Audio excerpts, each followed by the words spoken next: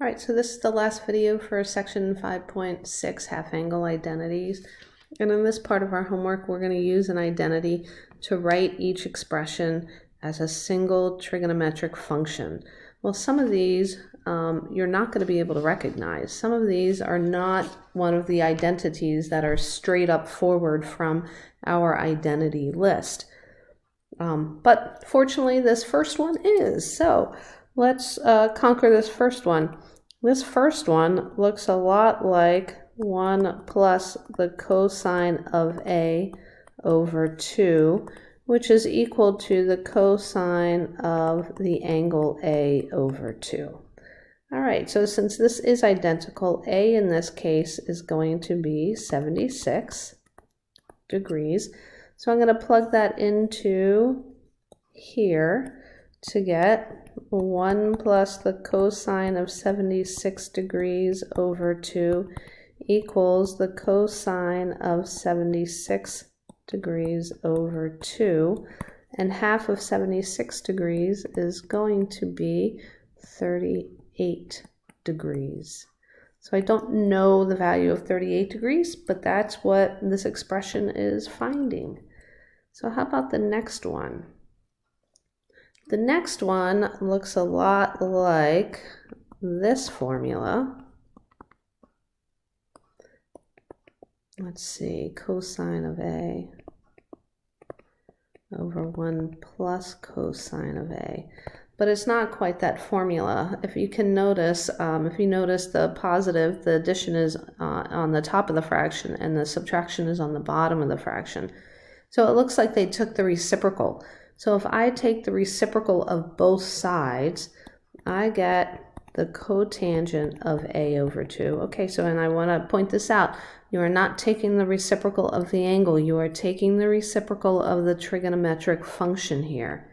So when we take the reciprocal of the trigonometric function, we get cotangent of A over 2 equals 1 plus cosine of A over 1 minus cosine of A. So now really all we have to do is find out our value of A, and we're going to use this identity that we just created to do that.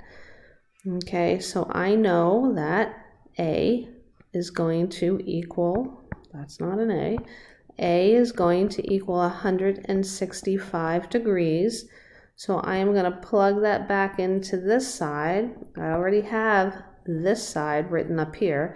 I'm going to plug that into this side to get the cotangent of 165 degrees over 2. And if I take half of 165 degrees, I get 82.5 degrees. So the cotangent of 82.5 degrees. So some of these you're just going to have to manipulate our original identities in order to solve.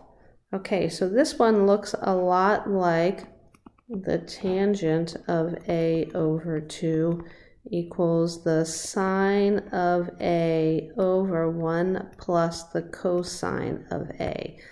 But what's the difference here is we have another reciprocal, okay? This right here is the reciprocal of this. So if I take the reciprocal of both sides of this identity here, right, if I take the reciprocal of both sides here, I get the cotangent of A over 2 equals 1 plus the cosine of A over the sine of A. In this case, our A value is 158.2 degrees. So when I plug that into here, I get the cotangent of 158.2 degrees over 2. And what's half of 158.2 degrees? I am not sure.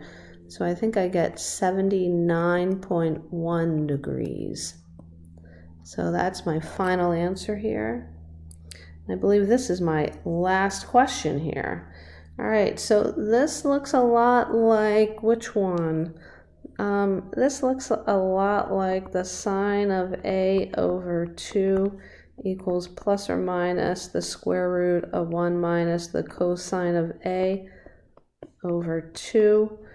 And that's exactly like it. There's nothing that we have to change in this formula. So when we identify A is going to be 3 theta over 5. So now all we have to do is plug it into here, and we get the sine of 3 theta over 5 over 2. And when we get rid of this horrible complex fraction, it is just 3 theta over 10. So that is my last example problem. There's nothing else for me to do. If you get stuck on any of these, please come to office hours and I'll help you out.